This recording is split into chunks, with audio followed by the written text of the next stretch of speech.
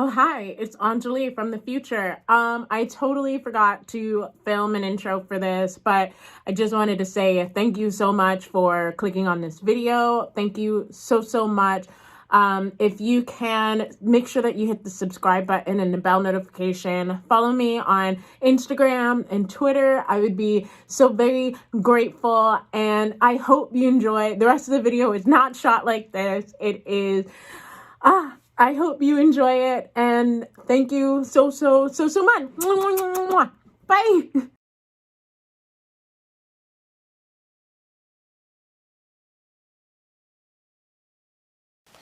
Okay, so self-discipline. Where do I even want to start? By the way, anything that I'm using will be listed down below, so we don't have to get too bogged down with all the details of my makeup. We can just, we can just chat. So I asked over on Instagram if anybody would be interested in this video. Mostly because, I wanted to make this video, but I mostly needed the push, I guess, to get started working. I have this terrible habit of I'm really good at working. That's not the issue here. I am really great at just going and going and going. I am not too great at getting started. So I asked over on Instagram if you all would be interested in this video to give me what I needed to get started. You're giving me the motivation. If nobody was interested in this video, I would probably not be doing anything right now. And I would probably be beating myself up, being like, oh my gosh, why? You have all these great ideas. Why are you not getting started? Why are you not working on them? So I am not self-disciplined at all. I am organized. I am reliable. I am very responsible, but self-reliant.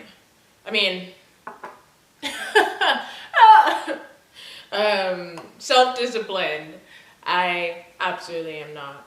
And it's interesting because I think I've been self-employed it's been over 5 years, I want to say. But so when I was self-employed before, I had clients, I had people that were dependent upon me to get stuff done. So that meant that I was going to be able, I knew that somebody else needed me to get something done, so it gave me the push I needed to get that work done. But it's weird right now because I'm trying to do this stuff with my Instagram. I would love to do stuff with YouTube, but that kind of plays into this. But I just can't give myself the go. And I was reading this book called The 4 Tendencies. I believe it's by Gretchen Rubin. Let me check that. Yes, it's by Gretchen Rubin. And by the way, I'm going to be honest here, I actually have some notes that I took down so that I wouldn't forget the details of this book, because I really enjoyed this book. I love reading things, especially about personal development. So if you have any good development books, oh my god, please, I don't know why I said it so aggressively like that, but please put them down below, because I would love to read. I think the next book I'm going to read is You Are a Bad A at Making Money. I don't know if you're actually allowed to curse on YouTube. I've heard mixed feelings about it. It's not I'm monetized, so it's not they're gonna be able to fire me or anything, but I want to be monetized someday, and we should act like we're living the life we want to live, right? But anyway, yeah, so this book basically talks about there are 4 different types of categories that people fall into when it comes to motivation. There are the upholders, there are the obligers, there are the questioners, and then there are the rebels. I don't even know what I'm doing with my contour, to be honest, because I don't typically contour my face with the colors and stuff like that anymore. I used to when I was younger, but I do not anymore. But when you're talking and trying to do your makeup at the same time and you're filming, it's just, there's a lot of things happening at once that you're not used to having them all happen at once. So according to this book, and I definitely agree with, I am an obliger, basically. And an obliger is somebody who just can't, like, they're not self-motivated, you know? It's not, the thing that drives me is not myself. The thing that drives me is like somebody telling me that they're depending on me for something. And that makes a lot of sense because I think about like the jobs I had in the past, and I didn't love my jobs, but like anytime I had a job with a manager or something, I was more likely to show up and go. Why? Probably because I needed money, but that fact hasn't changed. I still need money. You know what I mean? The thing that has changed is there's not somebody depending on me. There's not like, you know, my teammates on my that are part of the company or whatever relying on me. There isn't, you know, when I was doing musicals, there's not the other cast members relying on me. This is just me relying on me to do this stuff. And I'm just not that person. And the book really opened up my eyes to that. That's actually one of the reasons why there's this girl on Instagram, and I don't know if she wants me to like put her business out like that, so I'm not going to, but I saw she had a Fitbit. She like posted about her steps on Fitbit, and I have a Fitbit, and I really, really want to get in the habit of wearing mine. Mine's honestly really ugly, really old, and I still haven't been wearing it. I feel really, really guilty not wearing it because I want to be able to like compete with her, but it's so ugly. I can't get past it. But I reached out to her on Instagram and I was like, hey, I realized it helps me a lot to have like an accountability buddy. So do you want to add me on Fitbit? And like we could be Fitbit buddies. And we added each other. And honestly, just like little things like that help me a lot. And so this video, like I mentioned earlier, I needed this video to kind of get me back into the habit of working. But also, I needed like the accountability. I needed people on the internet to like be like, yo, I don't know if you're actually counting on me to do this video, but there was I got more votes on that poll than I ever have on any of my polls, which was all the more drive for me to get this video done. And I'm just gonna go back to the book really quick. This book is really fascinating just because it also taught me things about, like, I think Randy is a questioner, and it teaches you how to approach the different tendencies and how to, like, if you need something from them, like if you're like a team manager or something and you notice you have these different tendencies in your team, then you know how to ask different people on your team for things in a way that will help them get things done. It's not meant to be like a manipulation tactic or anything. It's just like how do you best manage the people? Like it gives you tips on like how to manage the people around you.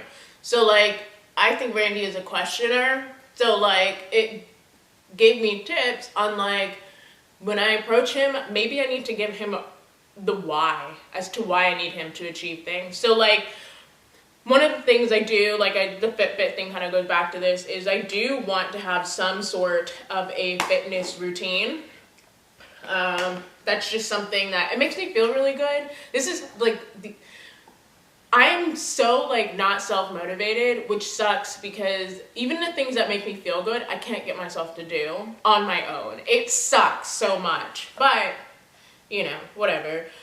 So he wants to have a fitness routine as well. And so I was like, oh, well then why don't I get you up and we'll both do it together. And it, like, I don't know, like that's like, it's an accountability buddy, you know, and it also helps me and it helps him. It gives him what he needs, which is a reason why to get up, because now it's not just him, it's me, but it also gives me a reason to get my stuff done. Like it gives me somebody to hold me accountable to getting, because it's not just me counting on it now, it's Randy counting on me to get him up. I hope that all makes sense. I am curious to know if anybody else has like this problem too though, and what are you doing to combat it? Because especially right now, like we're in such a weird time, and I know a lot of people are having problems adjusting. Like I said, I've been self-employed for so long, but this is the first time I think that I've been self-employed and doing something that's not directly involving people, you know? With like YouTube and Instagram and stuff, it's social media, but like you're still not, when you make a post, you're not directly addressing anybody, you're kind of just speaking out into the public. Whereas with like, you know, the work I was doing, and I'm being kind of like talking around it because I don't know the guidelines about me talking and saying specific words, but when I was doing the work that I used to do, it was personal. Like it was like I had somebody specifically I was talking to, so I had somebody specifically holding me accountable. And I'm just like, I feel like I've seen people talking about their like lack of motivation and whatnot, and it's like, I just wonder like what everybody else is doing. If they are, they're probably still counting on their managers. You're probably still counting on your manager, like, to tell you, you know, I need these things done by this time. But I'm just curious, like, what everybody else is doing to stay motivated. And I know we're all also talking about, like, you know, don't pressure yourself to get things done, but the truth of the matter is it makes me happy to get things done. This is not stuff I dread doing.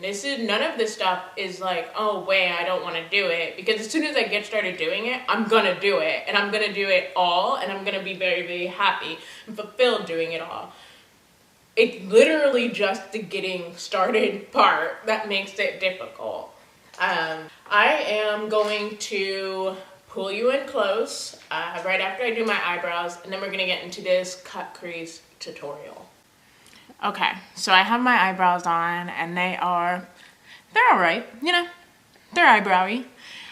So this is always how I do my cut crease. Anytime you see my cut crease, which most of the time I do the blue eyeshadow with it, I'm not doing that today, but this is how I do it.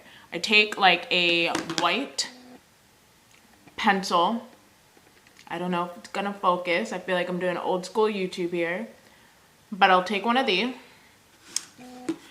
and I'm gonna have a little mirror here.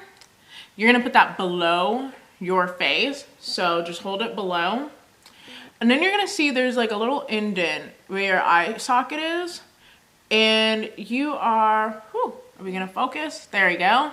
You are going to start, and I like this pencil because I don't have to draw. I can kind of just tap it in there, but start to draw where your eye socket is, where that indent is.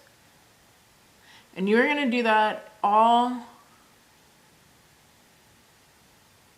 around and just kind of take that eye socket and draw a line on it.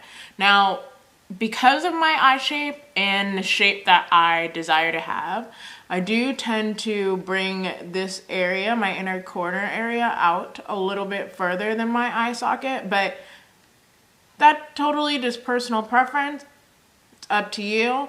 This also does not have to be perfect. You'll see, like, what is that? That's not even a real line. It doesn't have to be perfect. It can be a little messy. We will clean things up. I actually noticed I've been going a little bit below my eye socket because this eye is actually shaped differently than this eye. You might not be able to tell, but I can tell because I do this all the time. And then when I'm done, I'm kind of going to decide where I want the winged part of my, like, I like a wing. I like a very 60s style cut crease, so, and silhouette shape. So I'm going to take this and extend it out towards my eyebrow. And then I'm going to start to connect the two as if I'm just doing a little little cat eyeliner. And like I said, none of this has to be perfect. I'm actually going to show you a little tip where if you go in, and this is really, really, really, really bad, because I have those days too. I'll show you a tip in a moment. But then you're going to take this, and I'm actually going to use this as just my eye base as well. I'm a brown person, if you haven't been able to tell. And so this works really, really well for an eyeshadow base. And this particular pencil is just a NYX pencil, and I like it because it's cheap. And I don't know if I've mentioned it before, but I actually don't buy stuff because I am broke and I do not have money, literally ever. PayPal me, just kidding. But if you really want to though, I will not object. But it's cheap. And this pencil has lasted me. This pencil is definitely way past the point of you're supposed to be using cosmetics, but you know, since I'm the only person that uses this stuff, I don't really care. It's what I have, and it's cheap, and it works really, really well for me. And I'm just repeating this on my other eye. And this really does not take me, it's taking me longer now because I'm being particularly anal with myself since I'm on camera, and I just don't want to embarrass myself and look like a clown. But normally this takes me like no time at all. But also take in consideration, I do this look probably once a week minimum. I do this look a lot, so. And then I'm just gonna take my finger and blend this so that it's kind of smooth, you know? Like I said, it's the base. Ooh, let's get in frame. It's the base of my eyeshadow, so. And you'll see, like, my lines they are not perfect. Like, kind of ugly, but we'll fix it. It's no biggie. And you could sharpen your pencil to get a better line. I definitely could have done that, but whatever, forever, you know? So, okay. Now we're gonna put some color on. This is the fun part.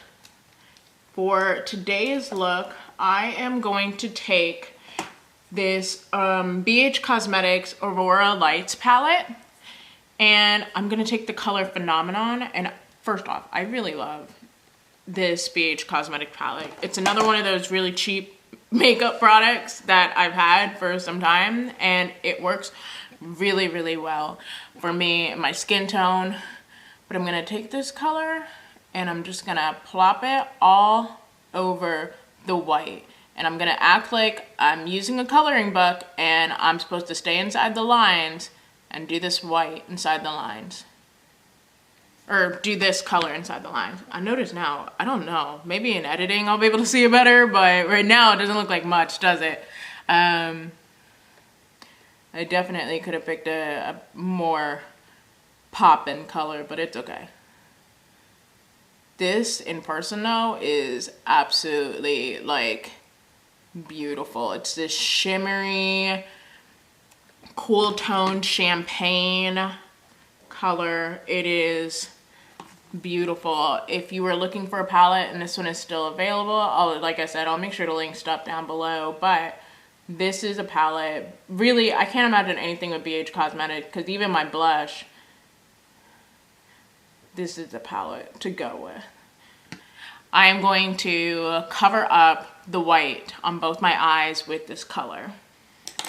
Okay, so once we have our lid color on, this is most of the time where I just stop. If I'm doing my blue eyeshadow, I will literally just stop here. But for today's look, since I also want to show you how to clean up the lines, just in case you make a little oopsie, or maybe you just want your lines to be more defined, I will take another color, a matte color more specifically, and I will go